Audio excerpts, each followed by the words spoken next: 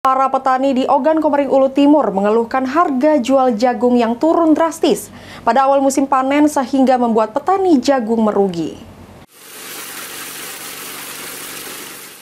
Musim panen jagung yang seharusnya disambut bahagia oleh petani malah menjadi kisah duka.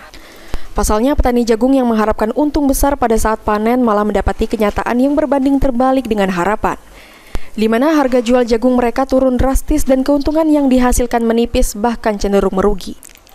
Adi, salah satu petani jagung, menyampaikan saat ini harga jual jagung hanya berkisar di harga Rp4.700 sampai Rp4.800 pada per kilogramnya, dari yang sebelumnya sebesar Rp7.000 hingga Rp8.000 per kilogramnya. Kondisi ini membuat para petani jagung nyaris tidak mendapat keuntungan dan saat menjual hasil panen cenderung mengalami kerugian karena biaya yang dipergunakan untuk menanam dan merawat tanaman jagung hingga panen tidak sesuai dengan harga jual jagung saat ini. Adi mengaku hanya bisa pasrah dengan harga jual jagung yang turun drastis saat ini.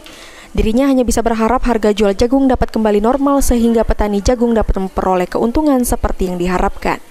Harga jagung 47, 48, turun lagi ini. Itu harganya turun tuh, Kak? Iya. Turun itu disebabkan oleh apa, Kak? Turun. Panen raya ini lah. Biasanya kalau normal harganya berapa, Pak, kalau jagung, Kak? 8, mungkin 7. Dengan anjloknya harga tadi, Pak, apakah dengan keuntungannya menipis atau gimana, Pak? Untungnya menipis, Pak.